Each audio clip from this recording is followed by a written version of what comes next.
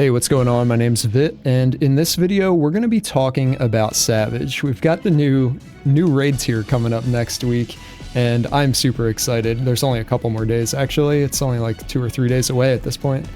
But I am looking forward to it like you wouldn't believe. It's been a while since I've gotten into Savage, and I just wanted to make this video to share some thoughts as we're going into the raid tier, share what I'm thinking about, how I'm going to be approaching progging these fights. I'll be doing it in Party Finder, but I believe a lot of this stuff will apply if you're doing it with your friends, if you're in a static, if you're only doing a couple nights a week, or if you're going to be like me, being in Party Finder every single night for the first week or two, trying to really grind it out. You know, it's just some useful things that I think are worth thinking about that will hopefully help us all speed up and, you know, smooth out our Savage Prog experience. Whether that makes it go by faster or more efficiently, or if it just lets us keep our sanity a little bit more. Either way, hopefully both. Hopefully this stuff will help improve our experience one way or another. So let's just jump right into it with the first thing, which is gearing. Okay, so the thing I want to talk about with gearing is all of the new gear that's coming out, the new food, the new potions, the crafted gear. So as of right now, like if you're jumping into Savage gear, it's basically expected that you've been farming out the extremes, you've been doing the normal raids. Like right now, I've got a mix of, you know, the extreme raid weapon or the extreme trial weapon. I've got all of the extreme accessories from EX2, the weapon from EX1, and then the rest of the stuff is a mix of normal raid gear along with tome gear. This is all going to be different for every single job. But right now, like I'm item level 708 before the Savage patch even comes out. So all of the extreme stuff and the normal raid gear is all level 710, item level 710. And then these few tome pieces are item level 700. So for me, the new crafted gear that's coming out is going to be item level 710 as well. So it's in theory, somewhat equivalent to the extreme and normal gear. It's obviously going to be better than this old tome gear. We're also getting new tome gear, which will be item level 720, but that's going to be behind the weekly capped currency.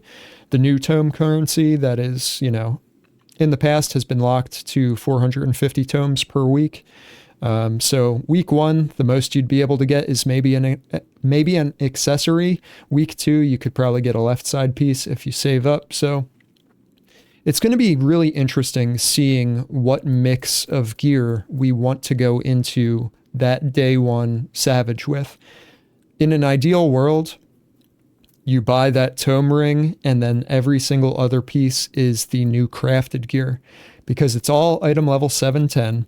And you can pentameld it. And if you're not familiar with what pentamelding is, as you can see here on the blue gear, I have 2 materia melded, but on the new crafted gear, you have the option or the possibility to overmeld it and get 5 materia on it.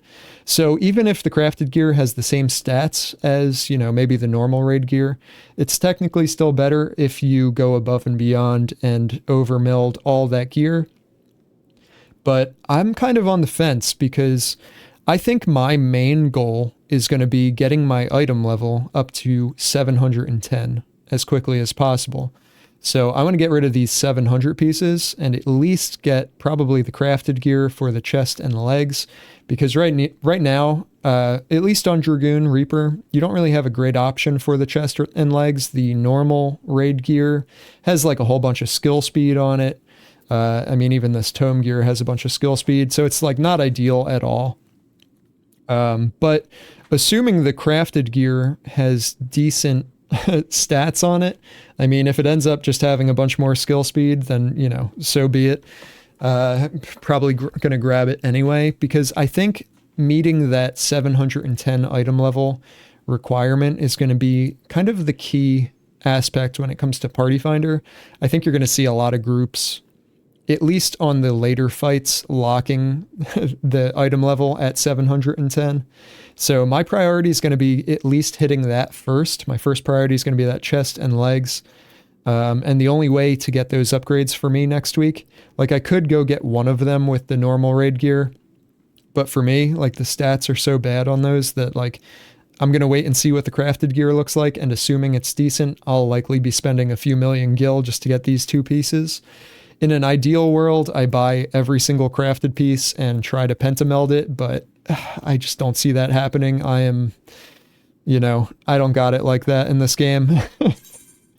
I've got a decent amount of materia stocked up, but I have not been preparing for this. Like I've got like 50 of each 11 and like maybe 10 of each, not even of the 12s. I've got some clusters stocked up, but it's not enough to pentameld a full set. So I'm just thinking if I can get the chest and legs and pentameld those, maybe I'll be in a decent spot and then just start filling out some tome gear. But, I'm hoping I can get the first 2 fights done in the first couple days, maybe the 3rd fight, week 1.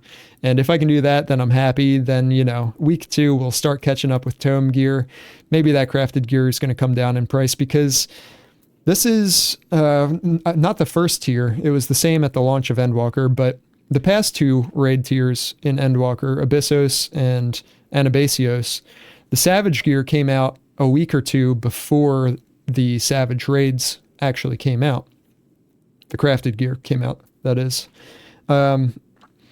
So it had a chance to, it gave people a chance to prep it, collect all the materials, craft it themselves, but this time it's coming out the exact same day at the same time. It's going to be a mad rush to get geared in the morning.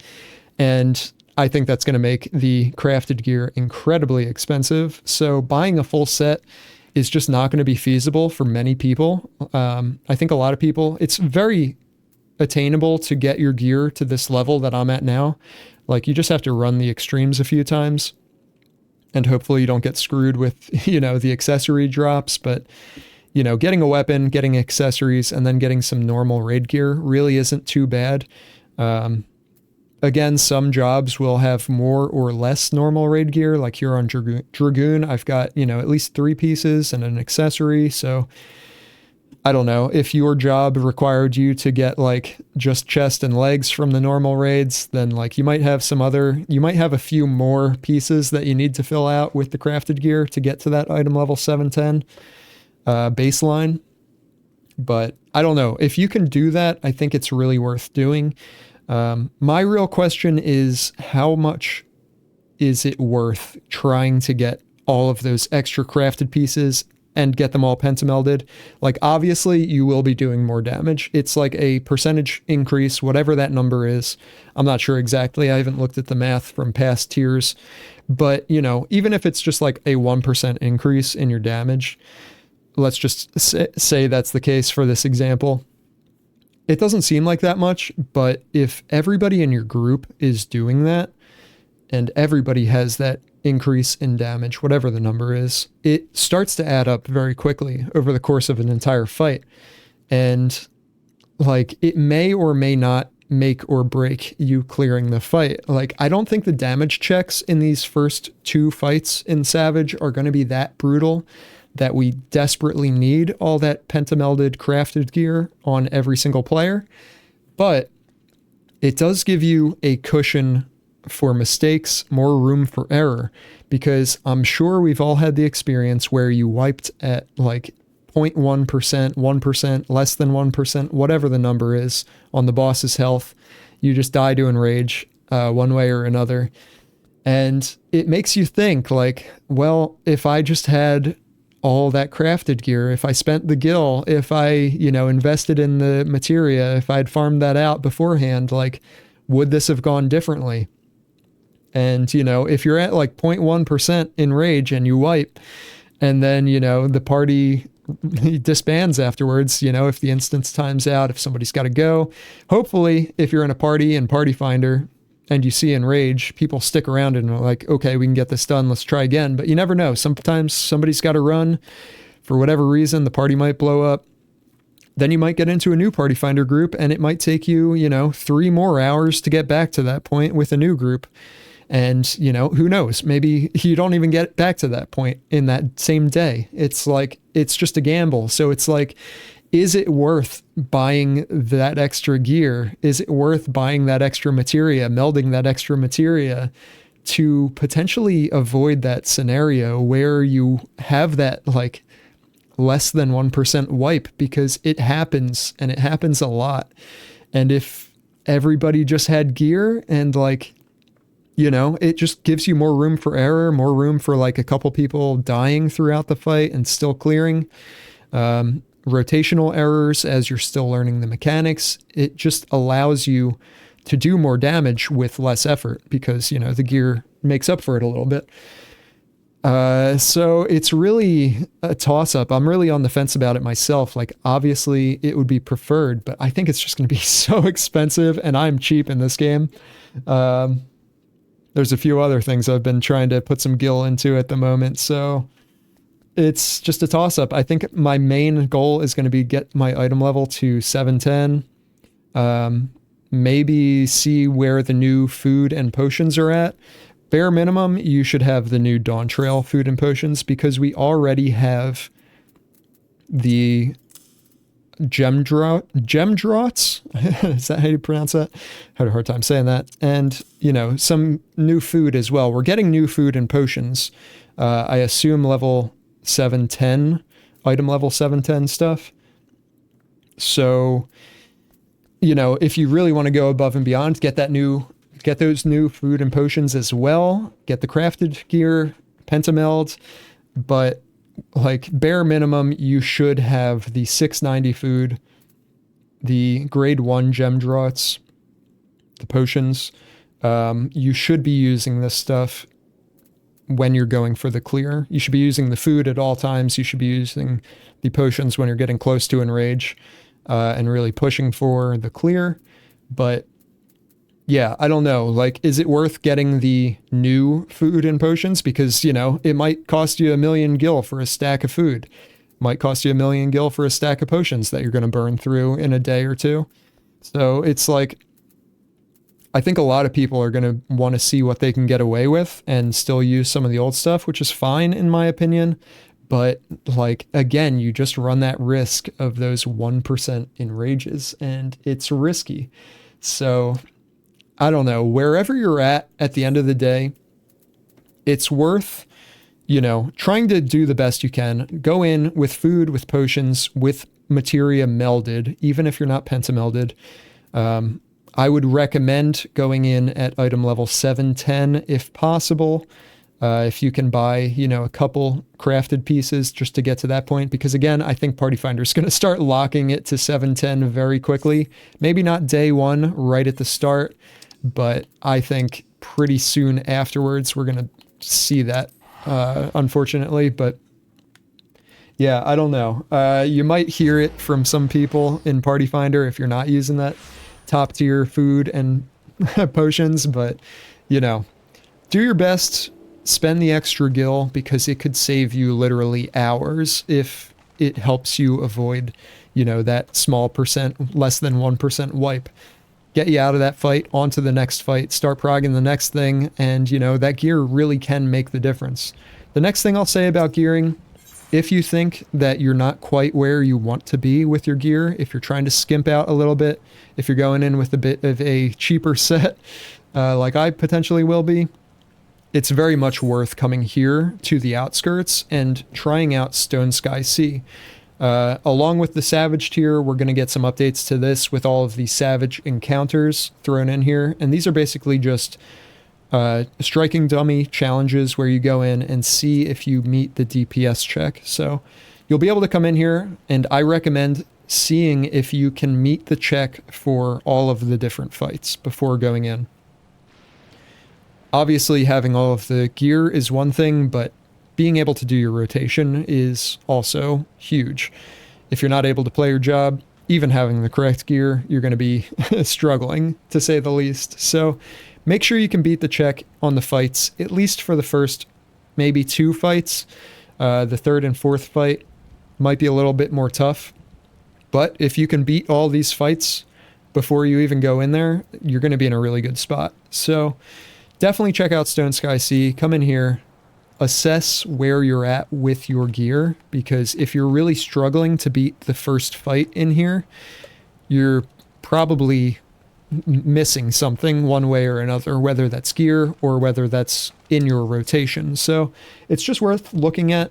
That's really all I've got to say about gearing. For me, I think I'm just going to buy a couple of crafted pieces, try to overmeld them a little bit, maybe not fully pentameld everything, but, you know, do what I can.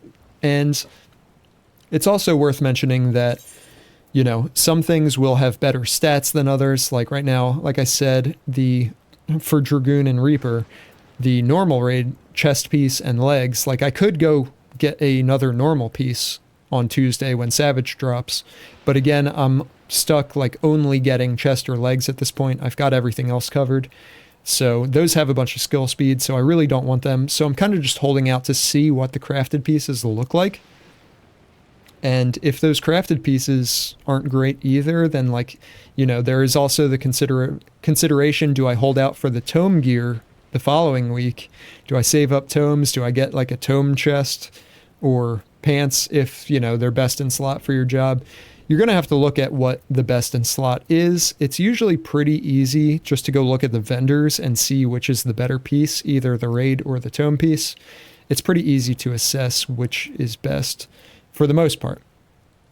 Like for me on Dragoon, it's likely that, you know, some piece will have crit det or crit direct hit or whatever, and that'll be the piece that I want. If I see a piece that has like skill speed, for example, like I know that, okay, that's probably not the piece. I want the alternative, tome or raid, whatever that is. So there's a lot to think about even before you go in there. If you're really trying to optimize and maybe save some gil, you know, get those normal pieces, get the crafted pieces, and, you know, make best of what you have available to you. All right, the next thing that I want to talk about for Savage is how to actually speed up the learning process early on. Specifically, if you're going in there on like day one, week one, like really early stuff when all the guides haven't come out yet. Like, how do you actually learn these fights? The first thing I'll say is that it's super important to get in there early because that's when everybody else is learning too.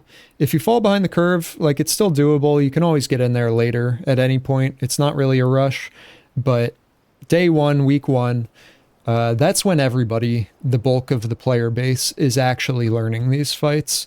So even if you're still unsure about Savage, if this is like your first raid tier or whatever, this is by far the best time to just jump in and try it out. Even if you feel like you're not totally prepared with the gearing or with, you know, practicing your rotation or whatever, like just jump in there because everybody's going to be making mistakes. Everybody's going to be learning these fights alongside you. People will be making the same mistakes that you are for the most part.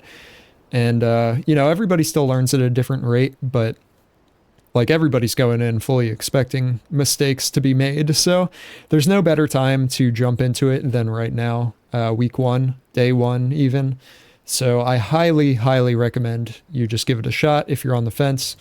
But that being said, like, how do you go about learning the fights if there aren't any guides or anything?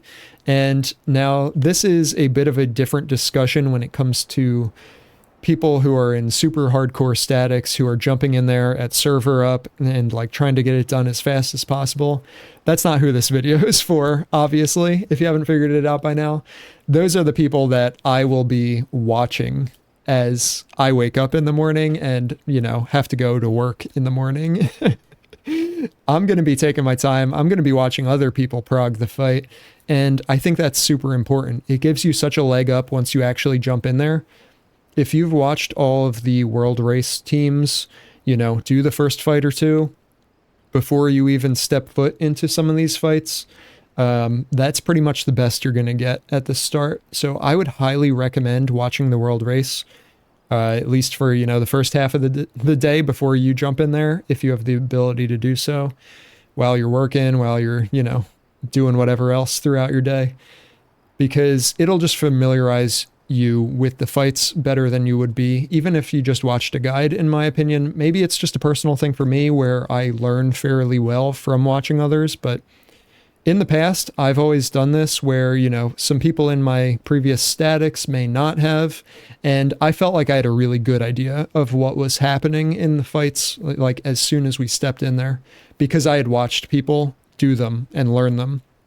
And I had like actively watched and tried to figure out what exactly was happening and, try to envision yourself in that situation, playing out the fight. Obviously finding, POVs of these fights of people playing them on a similar job to you, the same role as you, ideally, preferably even the exact same job that you're going to be playing in there if possible. But, watching streams, watching YouTube POVs afterwards, like that, I can't stress enough how useful all of that has been to me personally. And it's just a blast. Like, it's so much fun watching the world race for this stuff. Like, the Savage tiers usually go by pretty quickly, so by the time I'm even awake in the morning, the first fight or two will probably be done, and I'll be able to go back, check the VODs, and, get a recap as to how those fights went, how they played out, go back and watch all the prog, and get a really good idea for myself of what to expect before I even jump in there, because maybe there will be some guides out day one. There might be some, quick infographics floating around as far as how to do different mechanics. There might be some quick day one guides thrown up, but that stuff is, traditionally not the most reliable. So it's better to just watch the fight, in my opinion, and try to get a good understanding of how things actually work. And you never know, because a lot of those people who are racing the raid tier, they might not even have a good idea of how it works either. They might just be brute forcing their way through, rezzing through a bunch of mechanics. But, just familiarizing yourself with it will give you a really good experience, in my opinion. And once you do finally jump in there, I think it's also super important to have an option of how to record your own gameplay to look back at and figure out what was going wrong when you're making mistakes. If you're able to, save like the past minute or two after you had a particularly confusing wipe, like if you're able to record a quick replay, I highly recommend that. That stuff is invaluable when it comes to progging new fights, learning new stuff, being able to go back and see where you were making those mistakes. You can go back and look at that stuff between pulls, between breaks, whatever you want to do. When your party finder inevitably explodes and you have to find a new group, you can spend that time waiting in PF, looking back at those recordings and seeing, what caused the wipe. Was it you? Was it somebody else? It's just a good use of your time. So those are the two things that I would say when it comes to learning, how to speed up prog day one, week one. And, I'm sure there will be a lot of good guides out there as well pretty early on, but strats always change. And that's the next thing I want to talk about, which is keeping up with the early strats. So keeping up with the early party finder strats, and even if you're in a static, just trying to figure out what the best strat to use for your group moving forward, it's always just a headache. Are you using the Mario Kart, Hector, Happy, Bagel? There's a million different dumb strat names in PF that like absolutely mean nothing unless you know exactly what they're talking about and referencing and what guide they're referencing and what, part of a video they're talking about. And keeping up with all that can be a real headache. And it all depends what, region you're in, if you're on NA versus EU versus, whatever. All that stuff changes. Are you doing the JP Brain Dead limit cut Mario Kart? It's just never ending. So that alone can be a struggle in and of itself. So my plan is to keep up our Discord with all of the, at least North American Party Finder strats in an organized way in their own strats channels. So if you want to keep up with that stuff, feel free to hop in the Discord. There's a link in the description. And I'm going to try to make sense out of some of all that stuff, try to organize what I feel are the best strats. If you're, trying to figure out what to do with your static or for yourself, obviously Party Finder kind of dictates itself. People will lean into whatever's most popular. We kind of get stuck in our ways. But, you know, I'll try to have a bunch of resources in the Discord to stay on top of all that stuff throughout the entire raid tier, and moving forward into the future with Ultimate and Savage and whatever else. So be sure to hop in there if you're looking for that. But yeah, just be ready to adjust to whatever Party Finder's doing, even if you feel that, you know, there's a better strat. Sometimes you can push it. Sometimes you can make your own parties and say, hey, we're doing it this way. But at a certain point, you just have to accept Party Finder as its own beast. If you're in a static, obviously you can, you know, push back as far as saying like, hey, I think this strat's better and here's why, and, you know, try to make a case for it. But at the end of the day, it's usually best to just stick to whatever Party Finder's doing. The first few days are going to be a mess. But again, that's why the Discord is going to be organized the way that it will be.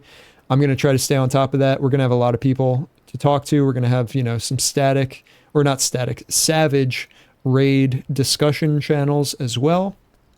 And I know a lot of people who, you know, this is what they do. So we'll be on top of it, and hopefully that will help simplify some things.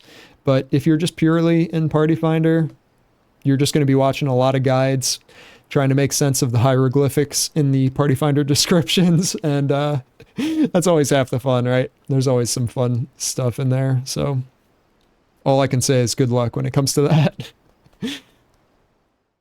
Okay, the next thing that I think is worth mentioning is respecting time and trying to keep your own sanity. Now, when I talk about respecting time, I mean respecting your own time as well as the others that you're playing with. Whether you're in Party Finder or a static, you really need to be, you know, showing up prepared, taking things very seriously, trying to be efficient with yourself and, you know, the party that you're interacting with. Just treat people's time with respect, and that will go a very long way. But you also really need to know when to call it quits with a party, mainly in Party Finder. Statics too, sometimes there may come a point where you realize like, hey, maybe this isn't the group for me. That's a much bigger can of worms that usually takes a bit more time to get into. But with Party Finder, you can really speed up your prog a lot once you realize like, hey, this party isn't getting where we need to be, and just leave, find a new party. If you're able to prog faster than the parties you're in, you can often jump ahead, kind of leapfrog party to party and get through the fights a little quicker. But you have to be able to recognize when that's a good decision, because at a certain point, you need more reps. Like, if you're trying to do that too quickly, you won't have enough early reps on the earlier mechanics, and you'll try to get ahead of yourself, and you'll just be making a lot of mistakes along the way, and you might be causing more problems for the other groups that you're trying to get into. So it's a very touchy balance, whether or not you're able to do that. It's all dependent on how quickly you're able to learn yourself, in my opinion.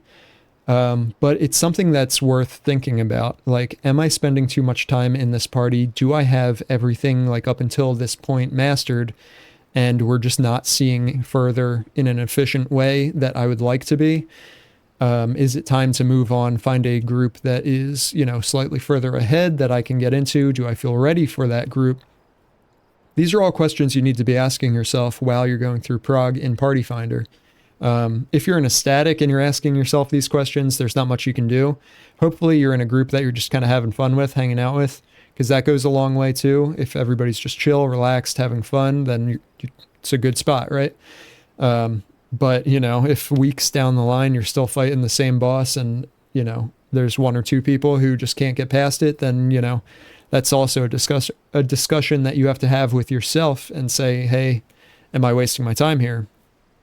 Again, if you're just hanging out with your friends, then it's all good. But if you, you know, want to get things done quickly and efficiently, you know, Party Finder especially, it's really important. But again, I can't stress enough that sometimes it's really worth not giving up too soon. Like, sometimes it's really worth just sticking with the group, hanging in there. People sometimes just take a couple wipes. Don't give up too early, because you never know what you're getting into in the next group either. Like you could be right back in the same position where like in that amount of time in another pull or two, like that group you were in could have, worked out those issues and made meaningful progress. So it's always a gamble whether or not you, leave a party. Sometimes it's very obvious when you need to leave a party. But all I'm going to say is just really think about it as you are progging those fights. And think if it's you that's causing the problems as well. Like that's a very real possibility as well. And if you feel like you're holding the group back, then maybe make a note of that and just join earlier parties. Like if you're still really struggling on the first mechanic or two, don't be ashamed to join like fresh prog parties and, just try to work it out before the thing is, a lot of party finder groups will say what the prog point is, whatever mechanic they're at. Just because you've seen that mechanic does not mean that is your prog point. Like, I can't stress that enough. Just because you've seen, halfway through the fight doesn't mean you're ready to be in those groups necessarily. Like, you still need to be consistently getting to that point. It's a bit different for like day one, week one stuff. Like everybody's going to be trying to rush through things as quickly as possible. So, you're going to get a lot of that struggle in there. So just be ready for that as well. Just accept that everybody is learning and everybody learns at their own pace. Try to be patient with people. Try to be patient with yourself, but also try to respect everybody's time. Come prepared, show up on time with everything you need, all your gear, all your food, your potions. Be ready to step into the instance immediately and start learning immediately. Because the quicker that you can get in there, the quicker that you can start pulling the boss and making those mistakes, the faster you'll learn, the faster you'll get through it.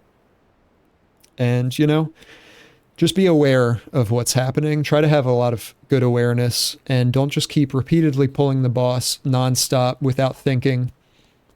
Try to take a step back, assess the situation, and see what could be done differently, what could be done better, and see where those mistakes are coming from, and try to be honest with yourself about it as well. Okay, the last little thing that I want to talk about is just some general health and well-being advice. Pretty basic stuff, but it's very, very easy to get caught up in, trying to get this stuff done quickly and, pushing yourself maybe a little too far. Creating some unhealthy habits. I mean, just over the past week or two, I've accumulated, 85 totems from EX2. So this is more advice for myself than anybody. But, just paying attention, going outside, getting a break, take a walk.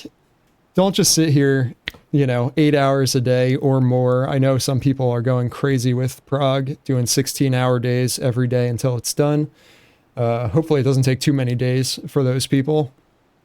But, just try to take care of yourself. If you are real sleepy or hungry or whatever, just take a break, go to sleep, eat some food, drink some water. Like, I don't need to stress this too much, but it should be pretty obvious. But, when it comes to raiding, if you're tired, you're not going to be performing as well. Like, try to get some good sleep. That is like the main thing, I think. Don't go outside of your usual habits, I would also say. Like, try to stick to your normal daily routine if possible. Like, don't, have weird raid hours if you don't need to. Like, just do what you're used to.